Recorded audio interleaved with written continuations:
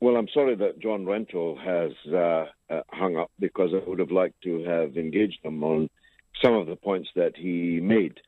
The fact that Mr. Blair's chief spokesman on earth, John Rentoul, is the man responsible for the story and the man who you've just been listening to, belies the idea that Tony Blair is not behind this delay. I'm absolutely convinced that Tony Blair is behind this delay. This is a carefully calculated rearguard action to delay the finding of the truth about a war with cataclysmic consequences, almost unimaginable consequences.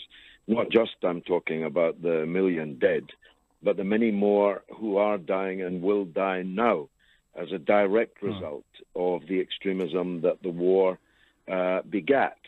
And this is a scandal that will not go away, whether they publish the report this year, next year, or in 10 years' time. The people can draw the conclusions from this delay that the scandal that is in the report is going to be earth-shaking. It's going to be state-shaking in its consequences. Well, George, you mentioned John Rentoul in a response potentially to that allegation that Tony Blair might be the one behind holding this up. We've got John back, and he has heard the points that you have made. John, if I bring you in now, your response to what you've heard Mr. Galloway say there.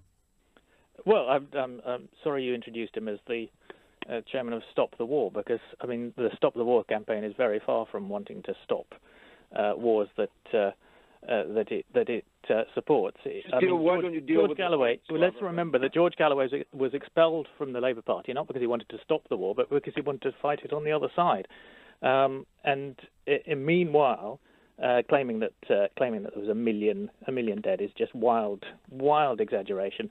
His arguments against the Iraq War are strong enough not to need that kind of dishonest statistical claim. And he has no evidence for suggesting that Tony Blair is responsible for holding up the Chilcott Inquiry, which is an independent inquiry. George? Tony Blair, whose rather grubby mouthpiece you are, and it's a great shame on the Independent that they allow you virtually weekly to continue to defend this man who caused 1 million dead in Iraq, who spawned ISIS, who are now cutting people's heads off and eating their hearts all over the Middle East, is the main criminal in this picture. This inquiry is supposed to be looking into how Britain was led into this disaster.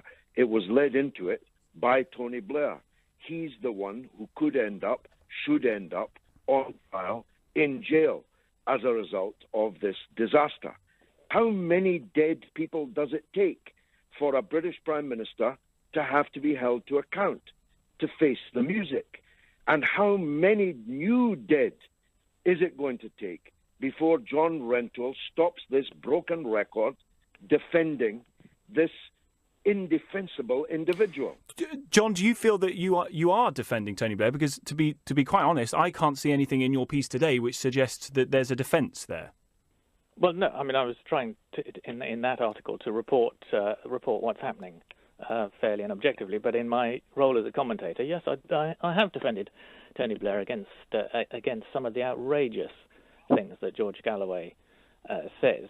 I mean, the point for George Galloway to pretend that he's in any way open-minded or might be swayed by the findings of the Chilcott Inquiry is absolutely absurd. I mean, when the Chilcott Inquiry finally does see the light of day, I can guarantee that George Galloway won't accept any of the findings and will continue to believe what he has always believed. Well, is that fair, George? That seems to suggest that John knows what's in the Chilcott Inquiry report. Maybe he does. Why don't you ask him?